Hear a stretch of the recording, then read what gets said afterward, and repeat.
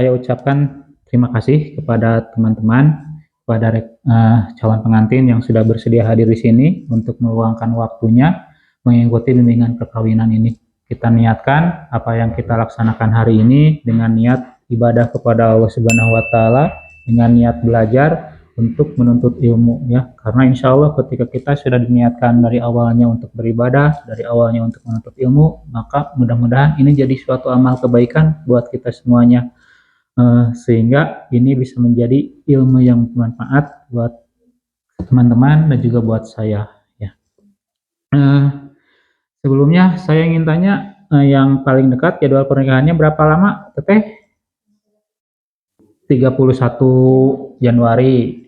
Teteh HA? Wah, masih lama ini. 12 April ya. Teteh HA? 27 Januari. Oh, sekedap deh nya sebentar lagi 27 Januari. Rencana nikah mana? Di kantor? Oh, AA di rumah. Oh, ini yang di Cibodas di rumah ya? Kampung mana itu? Kampung Legoknya. Oh, yang kemarin sama Kang Adul ya. Insya Allah. Alhamdulillah ya. Kalian kenal sudah berapa lama? 3 tahun. AA 2 tahun. Setahun. Saya ingin tanya, ini udah 3 tahun, ini udah 2 tahun, ini udah setahun. Apa yang membuat kalian ingin menikah sama pasangan kalian ya? Oh, boleh dijawab ya. Jawab. Apa yang membuat kalian ingin menikah sama pasangan kalian? Yang ke-1, pastinya ada komitmen sebelumnya. Ada komitmen. Karena kita kan sebelumnya LDR. Sama keseriusannya dia. Serius. Terus selama aku LDR, kan kita 2 kali sekarang nikah nih, gitu. Kita kan masing-masing punya anak. Oh gitu ya. Udah punya anak. Nah dia juga alhamdulillah tanggung jawab gitu ke anak saya gitu. Itulah yang poin pentingnya. Betul ya. Jadi jangan sama ibunya saja, juga harus sama gitu, sama anaknya. Betul, itu sepakat saya. Ya. Mungkin gitu aja. Gitu. A-nya klop juga nama. Klop. jangan klop. Harus ada apa yang membuat AA, apa yang membuat kamu mau menikah sama dia. Kan tadi udah jelas ya, komitmen, tanggung jawab ya. Terus apa yang membuat kamu ingin menikah sama calon istri? Ya bisa menjaga hubungan. Ya ada yang berarti setia. Nah itu poinnya, berarti setia. Udah berapa lama LDR-nya? 2 tahun. 2 tahun. Oh, udah lumayan lama ya. Dua-duanya di luar Bandung? Enggak, dia di sini. Oh gitu ya. Alhamdulillah. Mudah-mudahan diridhoi oleh Allah Subhanahu wa Ta'ala ya. Bagaimana? Apa yang membuat AA mau menikah sama calon istri? Yang pertama mungkin melihat dari karakternya, dari pemikirannya yang mungkin serupa dengan saya juga. Jadi dengan komitmennya dari awal kenal sampai mungkin sekarang di titik ini juga alhamdulillah kan kau udah komitmen yang jelas. Dan mungkin secara keseluruhan mungkin cocok untuk jadi madrasah pertama bagi anak-anak saya nantinya. Wah, betul. Terus amin. Ya, Pak. Ya, mungkin karena kan rumah tangga juga bukan sehari 2 hari, sebulan 2 bulan, setahun 2 tahun.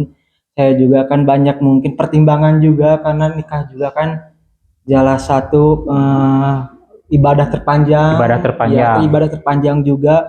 Saya juga nikah dengan dia bukan hanya untuk nafsu semata. Saya juga gak munafik karena kan nafsu mah emang ada juga, tapi kan kedepannya juga saya juga memikirkan tentang bagaimana madrasah pertama bagi anak-anak saya nantinya. Ya, betul. Bagi kehidupan setelah nanti juga rumah tangga dengan pemikiran yang harus jauh lebih dewasa juga, dengan yang lebih maju juga, bukan kekanak-kanakan. Yang saya melihat dia juga dengan pemikiran yang lebih dewasa, dengan karakter yang emang sudah dewasa. Dia ya udah pasti. Betul. Teteh? Kalau saya mah ya alhamdulillah dari awal kenal juga, dari 2 tahun yang lalu merasa nyaman sama dia. Terus kayak melihat sosok calon suami calon suami yang bertanggung jawab, terus bisa menjadi insya Allah pemimpin yang baik, taat beribadah, dan juga ya yang baik-baiknya. ya bagus ya, bagus, sepakat. Apalagi udah ada lagi? Udah. Oh, satu lagi, Teteh, itu kan yang paling dekat. Oh, apa yang membuat Teteh ingin menikah sama si AA? Suka sama pemikirannya yang dewasa. Dewasa. Terus Dua, tiga, Udah empat, tiga. empat ya. Terus dewasa. Ya si A-nya udah dewasa, terusan Oh, gak apa-apa, kalian ngomong aja gitu. Jadi apa yang membuat kalian suka sama pasangan itu kan, itu jadi motivasi kalian untuk menikahi dia, ya. Tuh, apa aja, Teh? Mungkin karena pemikirannya, ya karena tanggung jawabnya tadi, ya karena setianya, ya bisa aja. gitu. Ya udah, A-nya gimana, A? Sama. Setia, ya. Setia, betul. Ya, insya Allah. Ini jadi modal dasar buat kalian kenapa kalian memilih pasangan itu, ya. Ya kan kalau dalam hadis itu kita memilih pasangan itu karena 4 hal, ya. Karena kecantikannya atau kegantengannya, kemudian karena keturunannya atau nasabnya, kemudian karena hartanya, ya, dan karena agamanya, ya. Insya Allah mungkin kita mencintai pasangan itu yang awalnya ya dari fisik, kita mungkin melihat fisik dulu, kemudian setelah melihat fisik keturunan, kemudian juga melihat hartanya, ya. Tapi yang paling penting memilih pasangan itu karena agamanya, ya, karena agamanya, sehingga agama itu bisa menutupi semuanya. Kalau memilih karena cantik, mungkin cantik itu setahun, 2 tahun, 3 tahun akan pudar, ya. Kemudian juga memilih keturunan, ya, sama, keturunan juga memiliki harta, 1 tahun, 2 tahun harta bisa habis, ya. Tapi kalau kita memilih karena agamanya, insya Allah agama itu akan semakin membuat kita nyaman dengan pasangan. Agama itu akan semakin membuat kita lebih mendekatkan diri kepada Allah. Jadi ketika pasangan kita kadang-kadang tidak sesuai dengan harapan kita, maka kita pun harus siap dengan pasangan kita tersebut. Ketika pasangan kita ternyata tidak sesuai dengan harapan kita, ya, gening ternyata si A setelah menikah teh begini, ya, yang dulu awalnya waktu pacaran perhatian, baik, manis, ya, bager, kemudian waktu menikah itu gercep, ya, tapi setelah menikah ternyata hare-hare, ya, hare-hare. Ya, kalian harus siap menerima perubahan seperti itu, ya. Di samping mungkin kalian harus punya motivasi untuk memperbaiki setiap kekurangan kita, setiap kesalahan kita, ya. Nah, kadang-kadang kan kita yakin bahwa semua manusia itu tidak ada yang sempurna, termasuk istri kita, suami kita, termasuk pasangan kita pasti tidak sempurna, ya. Pasti ada kekurangan dan kelebihannya. Dan saya yakin di balik kekurangan dari pasangan kita itu pasti ada kelebihan yang tidak kita duga-duga. Dan mudah-mudahan dengan kelebihannya tersebut itu akan semakin membuat cinta kita, membuat hubungan kita bersama pasangan itu akan semakin harmonis. Nah, ya, kalian siap menerima pasangan, kekurangan pasangan, ya. AA siap, ya, insya Allah. Nah, kemudian saya ingin tanya, ada gak karakter dari pasangan kalian yang tidak kalian sukai hari ini? Oh, AA, sebutkan sifat dari pasangan yang tidak disukai. Hah? Nah? Biasa Judas. Oh. Iya, itu dibicarakan hari ini, ya, karena bisa jadi itu bisa menjadi sumber konflik buat kalian berdua, ya. Dan kalau ternyata pasangan kita tidak menyukai karakter tersebut, kalau bisa dirubah, kenapa tidak kita rubah, ya. Kita kan yang penting punya niat, punya itikad untuk merubah sifat jelek kita itu, untuk merubah karakter jelek kita, ya. Ada sifat pasangan dari yang tidak disukai? Saya, Neng, ayah Neng. Siap, kasih ke non. mun main motor. Main motor, sok ngebut.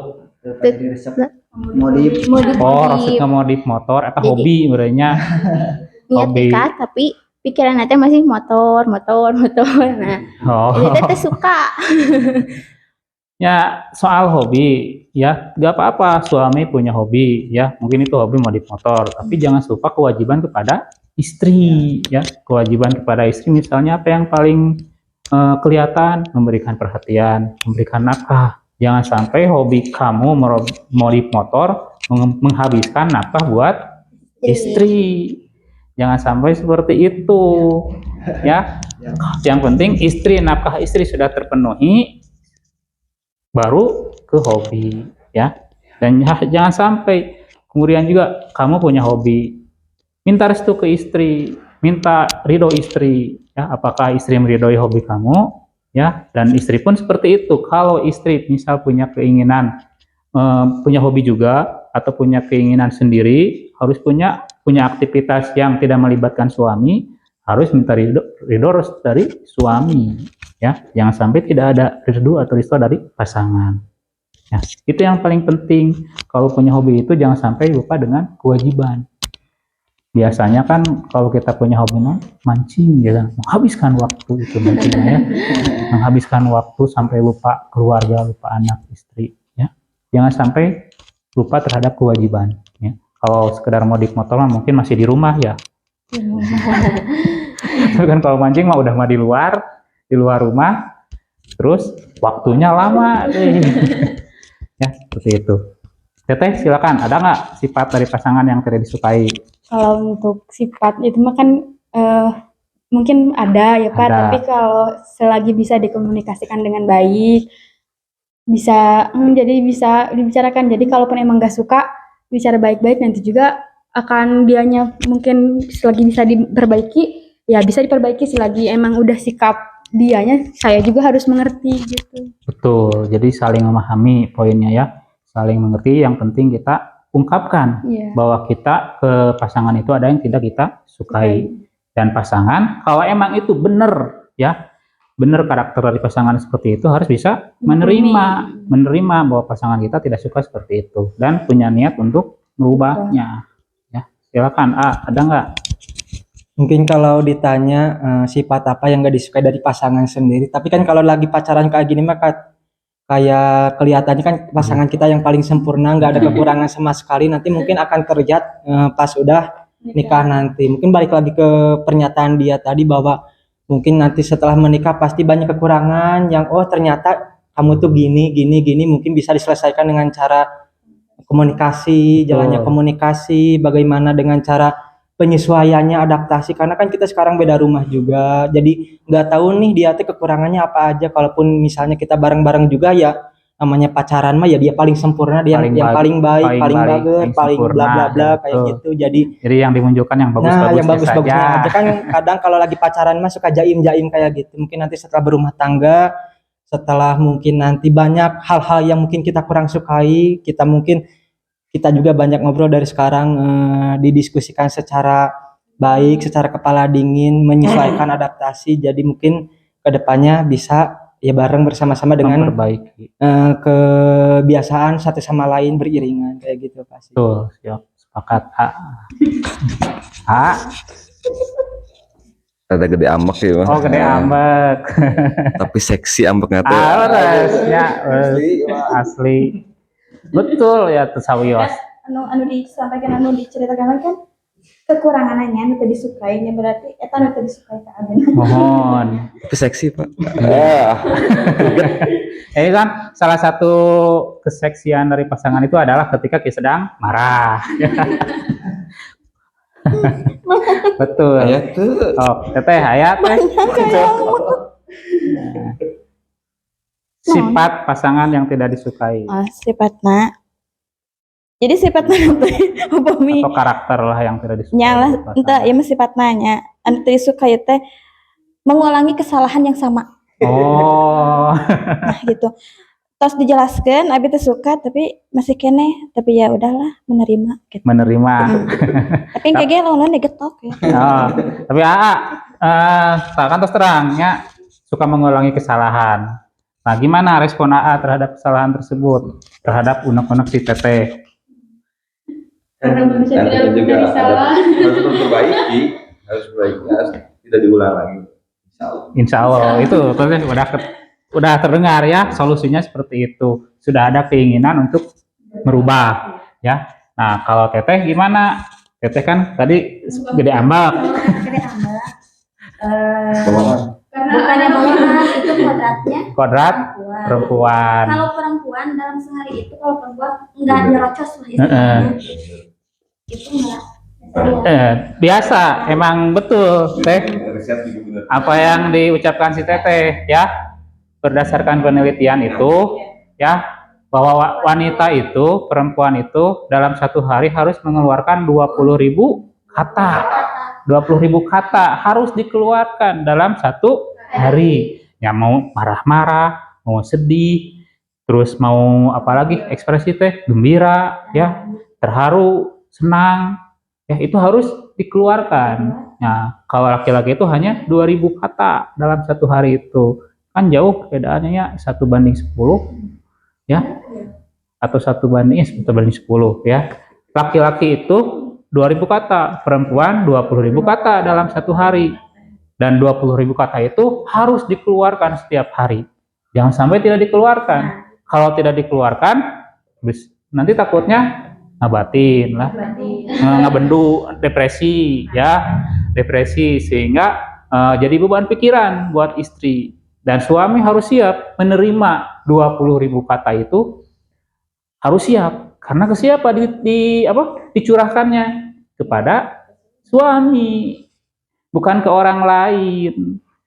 Apalagi ke medsos. Wah, jangan sampai ke medsos. Iya, curhat, keluh kesah ya. Kalau ke medsos itu bukan solusi, tapi malah menambah masalah. Nanti banyak yang komen anu, kemudian pikiran kita dipengaruhi oleh komen-komen dari tersebut.